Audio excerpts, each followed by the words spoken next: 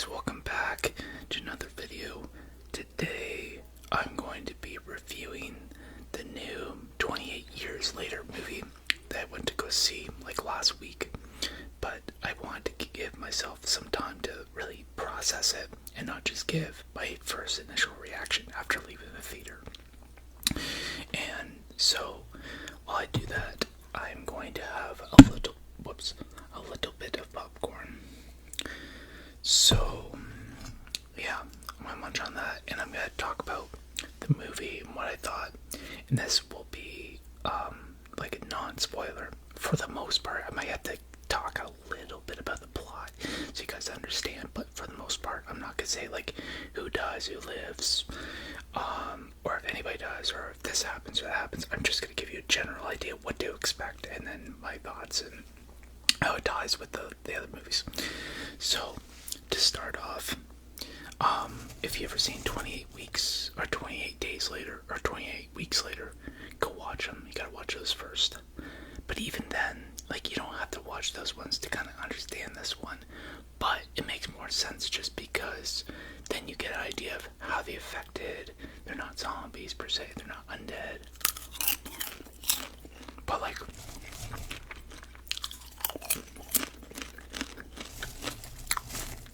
I wouldn't say it's required to watch the first two movies, but it makes a lot more sense. Plus, the title is saying 28 years later. So, the first two movies are phenomenal. They're not like your typical horror movie because they have a lot of horror, but also has drama and feeling, like it makes you feel something, and there's always a story within the entire story. So like this one, it reminded me a lot of the first one. Like, so the first movie, obviously about 28 days later, after the outbreak, and yes, it's about the infected and trying to survive, but there's so much little story that there's such a little meaning behind the movie.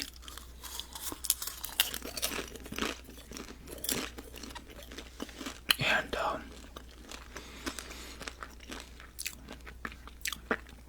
so this one,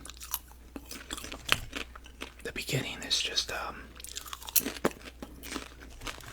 it's really good, and the way it's shot. Again, I'm trying not to spoil it, but I have to kind of give you like an idea of what to expect. So the beginning's kind of a flashback,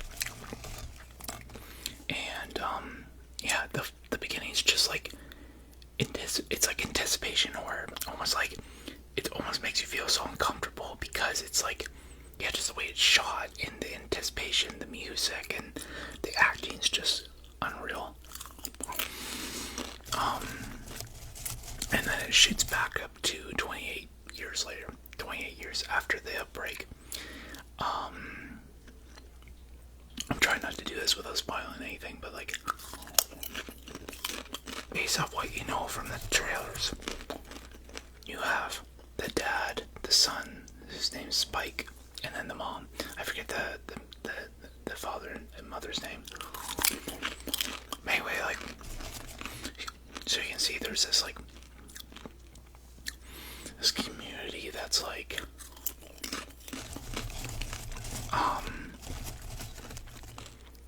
it's like closed off from the mainland, so it's kind of like it's got its own little tiny island, and obviously like the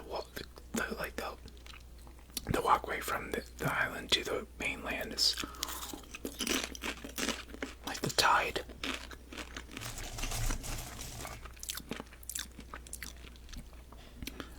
The tide closes over the main, like the walkway at nighttime and stuff, or dusk, or whatever it is. So obviously, the people living there have their own way of doing things. Anyway, from the trailer you can see the father and son go out, and he's teaching them how to survive and all that. So there's all that stuff.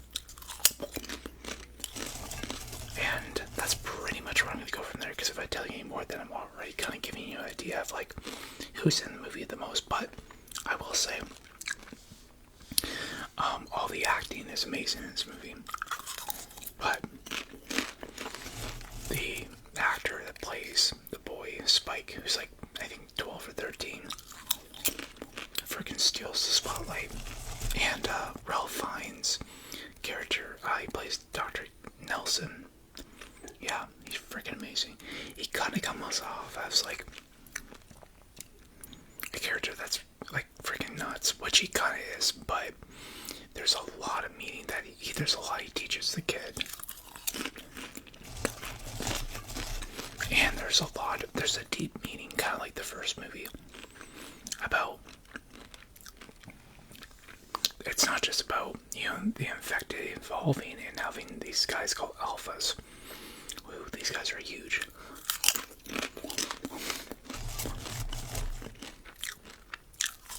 But it's just kind of cool to like, it's cool how the director, the guys that made the original one, just the way they shot everything, it was really well done. The choreography was just amazing.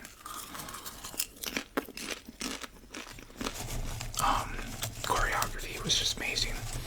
Even the scene, now I'm not trying to give away spoilers, obviously, but there's a scene when Spike and his dad, I think his name's Jamie, and they're going down the causeway or whatever you call it, the walkway to the mainland, and they're using the Boots cover song. It's just, editing is just amazing. So the first half is just like, the very, like half in a little bit, it's just straight up horror, like psychological, mess you up kind of horror.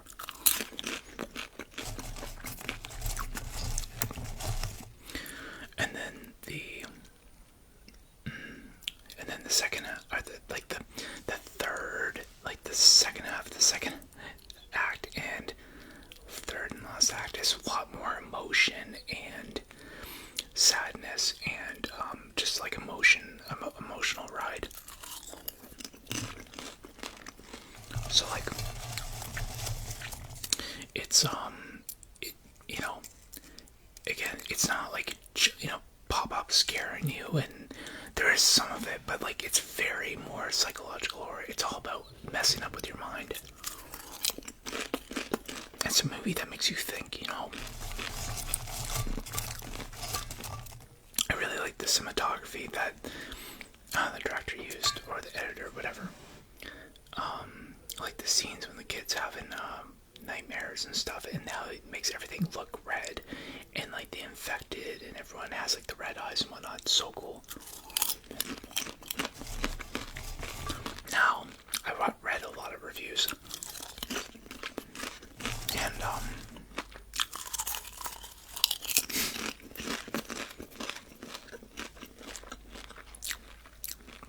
a lot of people liked the movie, but they didn't like the ending, or like felt the ending was kind of like, what the WTF.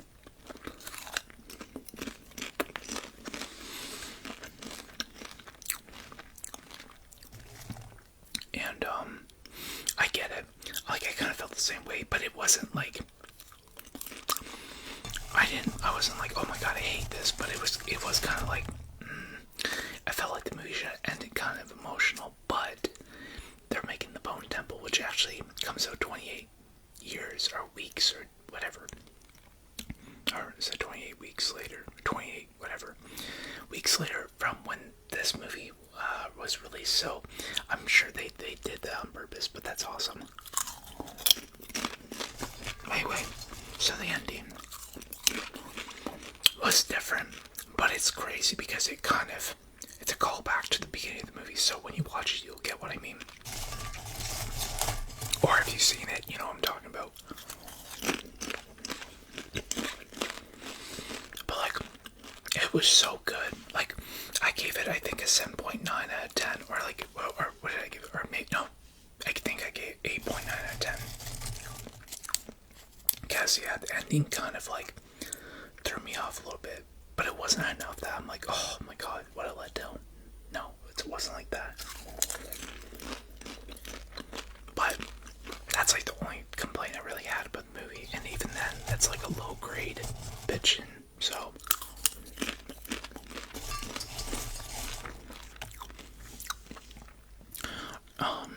yeah, but the story was well written, and I like that, you know, they kind of got away from the whole 20 days and weeks later threat, whereas the infective evolved. But like the people are like, yeah, this is not my first rodeo.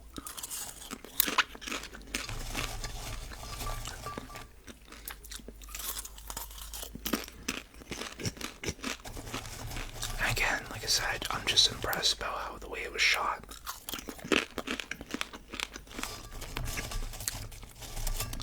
And I will say, like I said, originally I gave it like 8.9 out of 10, and I think I still would. It's been one of the best movies I've seen in a long time. And not just like, it wasn't just a good movie, it was well done. It was a freaking masterpiece, yeah. But like, it was like, it was just damn good. You know? Done well, directed well. Acting was amazing.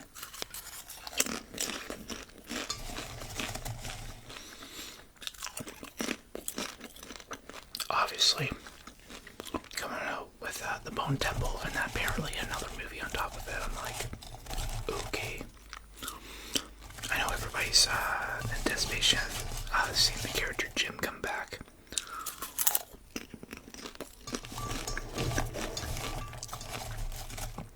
Played by Cillian Murphy.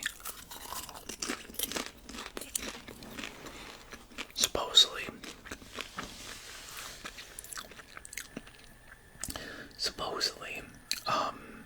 Cillian Murphy is coming back in the Bone Temple movie. Now, the next movie's gonna be called The Bone Temple, and you'll know why, because from the trailer and when you actually see the movie, the Bone Temple part has a lot of meaning. However, at the end of the movie, I'm curious of what kind of direction they're gonna go for.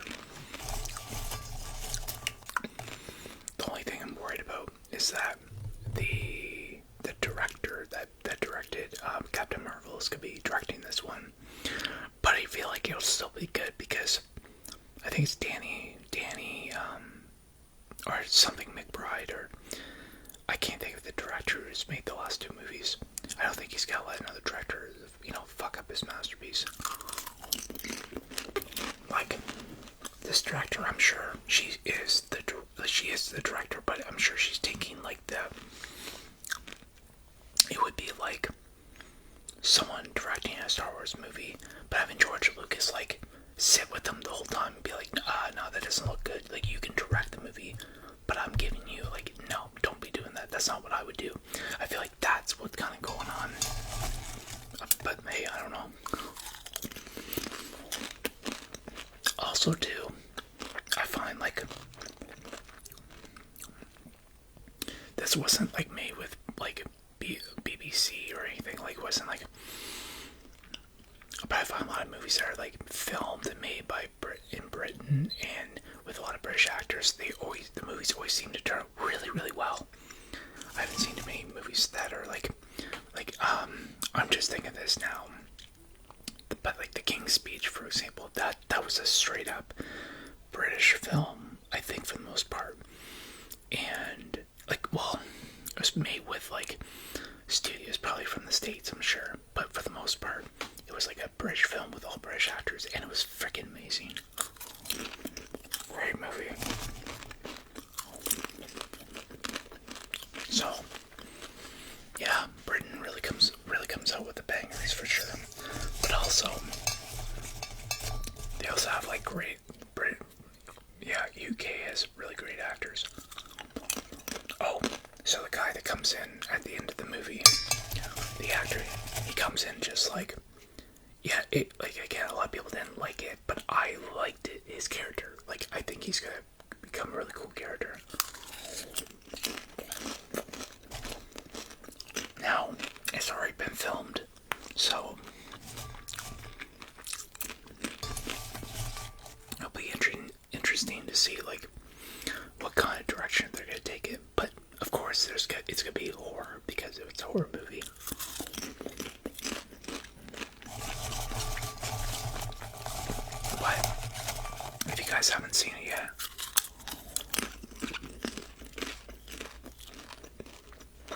see it.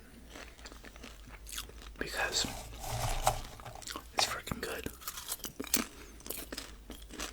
I was talking about the popcorn. I'm just fucking with you. No, movie's really good. Go see it. Or if you don't have the time to go see it in theaters, like watch it when it comes out at home. Okay. I'm all popcorned out. Anyway, guys, I hope you enjoyed my review, but even more, I hope that you enjoyed my ASMR video. Smash the like button and hit that subscribe button for more content. Hit the bell button for instant notifications, and we'll see you guys next time. And